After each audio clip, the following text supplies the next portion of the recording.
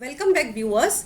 Previous lectures में आपको बताया कि बैलेंस डाइट क्या होता है, बैलेंस डाइट का हमारी बॉडी के ऊपर क्या हेल्थ बेनिफिट है, कार्बोहाइड्रेट, प्रोटीन, फैट का इंडिविजुअल बॉडी के ऑर्गन सिस्टम के ऊपर क्या इफेक्ट है, डिफरेंट डिफरेंट डाइट प्लान्स के बारे में आपको बताया, इंटरमीडिएट फास्टिंग, ग्लूटेन इंटॉलरेंस के बारे में बताया। एक बहुत इंपॉर्टेंट मोस्ट पावरफुल ऑर्गन को अभी तक डिस्कस ही नहीं किया। ये ऑर्गन हमारी पूरी बॉडी को चलाता है और उसके बगैर हमारी परफेक्ट हेल्थ जो इनकम्प्लीट है, और वो ऑर्गन है ब्रेन। या brain health is equally important for a good active life. Perfect body weight maintain कर रहे हैं, आपके पास एक ड्रीम फिगर है लेकिन आप स्ट्रेस में हैं, आप खुश नहीं हैं, तो आपकी हेल्थ अचीवमेंट गोल कंप्लीट नहीं है। ब्रेन हेल्थ को अच्छे से मेंटेन करने के लिए कौन से फूड इंपॉर्टेंट होता है, फूड का ब्रेन हेल्थ के ऊपर क्या इफेक्ट है, और एक परफेक्ट ब्रेन हेल्थ को मेंटेन करने के लिए हमें किस तरह के फूड को कंज्यूम करना चाहिए। स्टे ट्यून्ड, पूरा वीडियो देखिए। जो फर्स्ट टाइम व्यूअर्स है सब्सक्राइब जरूर करें।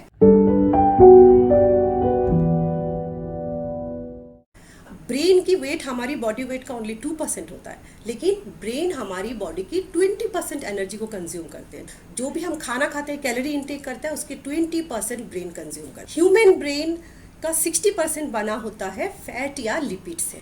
फैट जो होता है हमारी बॉडी की हेल्थ के लिए अच्छा नहीं है, हमेशा हम फैट बर्निंग की बात करते हैं, लेकिन हमारी ब्रेन मेजरली फैट से ही बना होता है, क्योंकि brain is a cluster of neurons. Neuron के कवरिंग में होता है फैट, और साथ में होता है एमिनो एसिड्स या प्रोटीन जो कि उसका बिल्डिंग ब्लॉक होता है, बहुत सारे micronutrients and minerals like calcium, magnesium, iron, manganese, selenium, ये सारे मिनरल्स भी बहुत रिच होता है ब्रेन में। कार्बोहाइड्रेट का हमारी ब्रेन के ऊपर क्या इफेक्ट है? Carbohydrate is very much essential for the source of energy. Carbohydrate से लास्ट मेटाबॉलिक प्रोडक्ट बनता है ग्लूकोज, और ब्रेन को कांस्टेंट एनर्जी सप्लाई के लिए चाहिए ग्लूकोज। खाने के बीच में लंबा गैप हो जाए, बहुत देर तक हम एम्प्टी स्टमक रहे और हमारी बॉडी की ग्लूकोज कंसंट्रेशन कम होता है, तो सबसे पहले इफेक्ट ब्रेन में आता है। ब्रेन का अलर्टनेस कम हो जाता है, मेंटल एबिलिटी कम हो जाती है, और स्लगिशनेस वगैरह होने लगता है। कार्बोहाइड्रेट में बहुत सारी कैटेगरीज होता है, जैसे starch, different type of sugars and fibres. Carbohydrate with medium glycemic index and low glycemic index is good.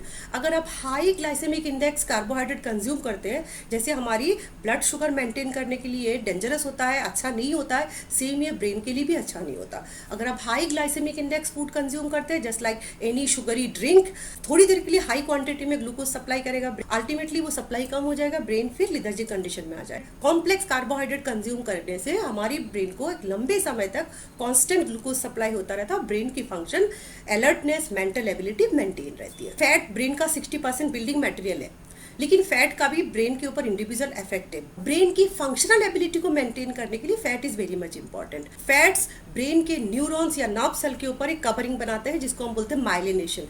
उस माइलिनेशन की वजह से हमारे ब्रेन के न्यूरॉन्स या नर्व्स बहुत फास्ट स्पीड में जो इम्पल्सेस है वो भेज सकते हैं बॉडी से ब्रेन तक, ब्रेन से बॉडी तक।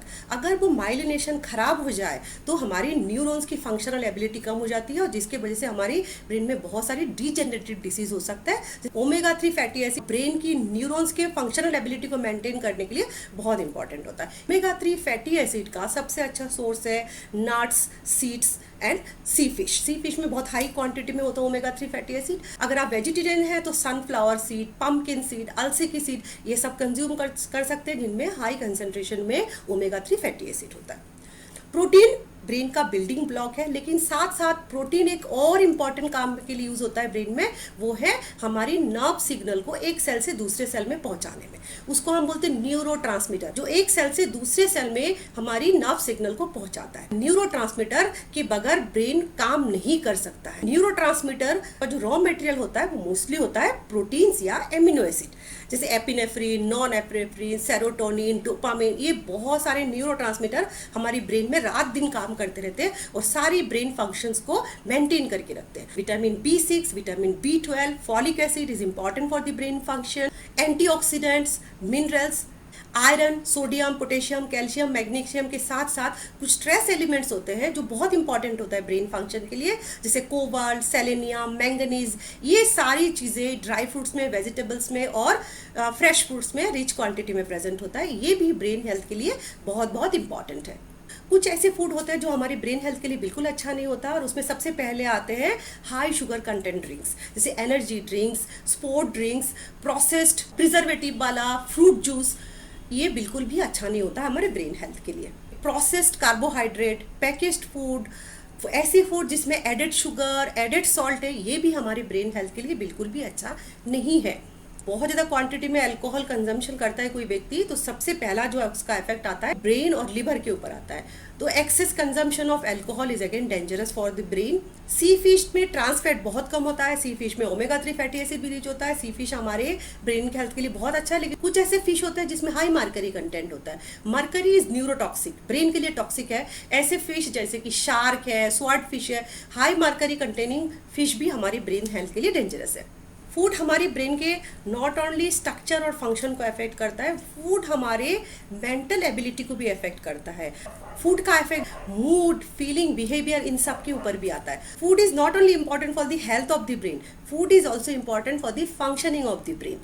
ऐसे हार्मोन है जो हार्मोन के साथ साथ न्यूरोट्रांसमीटर भी है, और ये जो हार्मोन्स है नॉट ओनली हमारी पेरिफेरल बॉडी को अफेक्ट करता है, हमारी ब्रेन को भी अफेक्ट करता है। डुअल इफेक्ट होता है, एज ए हार्मोन भी फंक्शन करता है, एज ए न्यूरोट्रांसमीटर भी फंक्शन करता है। 4 ऐसे बहुत इंपॉर्टेंट हार्मोन्स है। First hormone is called happy hormone, serotonin. Happiness, mood, sleep, pain, ये सारी फंक्शंस को कंट्रोल करता है। सेरोटोनिन की कंसंट्रेशन ब्रेन में सिर्फ 5% होता है, और 95% सेरोटोनिन हमारे स्टमक में होता है। कि स्टमक का ब्रेन के साथ क्या कोरिलेशन है, इसलिए हम स्टमक को बोलते हैं द सेकेंड ब्रेन। जब भी हम ऐसा कोई खाना खाते हैं जो सेरोटोनिन लेवल को बढ़ाता है, तो सेरोटोनिन लेवल हमारे स्टमक में बढ़ता है, और स्टमक से डायरेक्ट हमारे न्यूरॉन्स ब्रेन को सिग्नल भेजता है कि सेरोटोनिन लेवल अप है, तो ब्रेन की सेरोटोनिन लेवल भी बूस्ट होता है, और सेरोटोनिन का जो इफेक्ट है वो आने लगता है। वो व्यक्ति हैप्पी फील करता है, मूड एलिवेट होता है, उसकी एपिटाइट कम हो जाती है, उसकी स्लीप बेटर हो जाती है। सेरोटोनिन इस तरह से स्टमक से होते हुए हमारी ब्रेन को कंट्रोल करता है। ब्रेन में वो न्यूरोट्रांसमीटर है, स्टमक में वो हार्मोन है। किस तरह के फूड से सेरोटोनिन लेवल बढ़ता है? Vitamin B12, folic acid, iron, ये सारे फूड कंटेंट कंज्यूम करने से हमारी सेरोटोनिन लेवल बढ़ता है। हमारी स्टमक का माइक्रोबियल फ्लोरा है, जो गुड माइक्रो ऑर्गेनिजम्स है, जब ये बेटर होते हैं, हमारा डाइजेशन बेटर होता है, तो हमारी स्टमक की माइक्रोबियल फ्लोरा भी बेटर होता है। जो गुड माइक्रो ऑर्गेनिज्म है उनकी पॉपुलेशन हमारे स्टमक में ज़्यादा होता है, तो सेरोटोनिन लेवल बढ़ता है, और सेरोटोनिन लेवल बढ़ने से हमारी हैप्पीनेस एंड मूड एलिवेट होता है। हम कोई खुशी वाला काम करते हैं तो भी ये न्यूरोट्रांसमीटर हमारी ब्रेन में एक्टिवेट होता है। जैसे म्यूजिक सुनना भी आपकी सेरोटोनिन लेवल को बढ़ा सकता है। इस कैटेगरी में जो दूसरा न्यूरोट्रांसमीटर हार्मोन है वो है डोपामिन, प्लेजरेबल हार्मोन। डोपामिन के बारे में शुगर की सीरीज में बताया था कि किस तरह से डोपामिन हमारी बॉडी की प्लेजरेबल सेंसेशन को बढ़ावा देता है, और किसी भी चीज़ के लिए एडिक्टेड होने में ये हमारी बॉडी को मोटिवेट करता है। तो ये डोपामिन जब कि कोई व्यक्ति, चाहे वो फूड हो, चाहे वो शुगर हो, चाहे वो ड्रग हो, चाहे कोई भी एडिक्शन कंटेनिंग चीज़ हो, उसके लिए जब व्यक्ति एडिक्शन में पड़ जाता है डोपामिन की वजह से होता है। लेकिन क्या डोपामिन का सिर्फ ये रोल है एडिक्शन?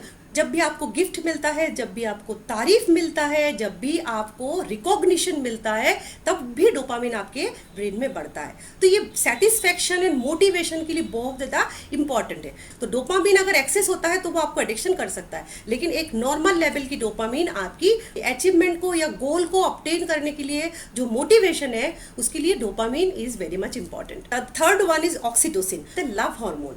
ऑक्सीटोसिन एक ऐसा हार्मोन है, प्यार को बढ़ावा देता है। आप पेट के साथ समय बिताते हैं, आप अपने फ्रेंड्स के साथ समय बिताते हैं, या रोमांटिक एक्टिविटी करते हैं, तो आपकी बॉडी में ऑक्सीटोसिन की लेवल बढ़ता है। ऑक्सीटोसिन की लेवल बढ़ने से एफेक्शन बढ़ता है, सोशल इंटरेक्शन बढ़ता है, और आज के ज़माने में आपको सक्सेसफुल होने के लिए सोशल एबिलिटी का होना बहुत ज़रूरी है। तो ऑक्सीटोसिन एक ऐसा हार्मोन है जो socially, even in the family, आपके रिलेशनशिप को, आपके आपस में कोऑर्डिनेशन को ये बैलेंस करता है। So oxytocin is again important for your mental health. और जब भी आप किसी को हक करते हैं, पेट के साथ समय बिताते हैं, फ्रेंड्स के साथ समय बिताते हैं, तो आपकी ब्रेन में ऑक्सीटोसिन लेवल बढ़ता है। लास्ट वन इज एंडोर्फिन, उसको हम बोलते हैं नेचुरल पेन किलर हार्मोन। जब हम पेन में होते हैं तो हमारी ब्रेन इनहेरेंटली अपने आप ही एंडोर्फिन को रिलीज करता है कि उस पेन को हम सहन कर सके और पेन को बियर कर सके। एंडोर्फिन की लेवल बढ़ाने से पेन सेंसेशन कम हो जाता है। तो ये नेचुरल पेन किलर हार्मोन है कि रिलीज को बढ़ाने के लिए आप क्या कर सकते हैं? एक्सरसाइज, सनलाइट, लाफ्टर, हंसना, मेडिटेशन करना, फिजिकल एक्टिविटी करना, ये सारी चीज़ें हमारी ब्रेन में एंडोर्फिन लेवल को बढ़ाता है, जिससे हमारी पेन्स को बियर करने की कैपेसिटी बढ़ता है और हमारी मेंटल एबिलिटी भी इंप्रूव होती है। सरप्राइजिंगली जब भी आप स्पाइसी फूड कंज्यूम करते हैं तब भी ब्रेन में एंडोर्फिन रिलीज बढ़ता है। तो serotonin, dopamine, oxytocin and endorphin, these are hormone plus neurotransmitter.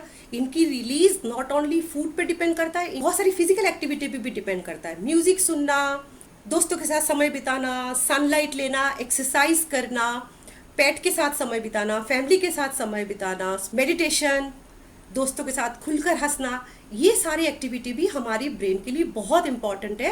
Brain में बहुत सारे न्यूरोट्रांसमीटर लेवल को मॉड्यूलेट करता रहता है। ब्रेन हेल्थ के लिए फूड के साथ साथ हमारी रिक्रिएशनल एक्टिविटी भी बहुत इंपॉर्टेंट होता है, हमारी सोशल सर्कल भी बहुत इंपॉर्टेंट होता है, फिजिकल एक्टिविटी इंपॉर्टेंट होता है और आपको एंजॉय करना भी ज़रूरी होता है। आई होप कि ब्रेन हेल्थ के ऊपर ये डिस्कशन आपके लिए यूज़फुल रहे। आपके सब्सक्रिप्शन से ही मुझे सपोर्ट मिलेगा। आपकी कमेंट्स मेरे लिए बहुत इंपॉर्टेंट है, फीडबैक मिलता है।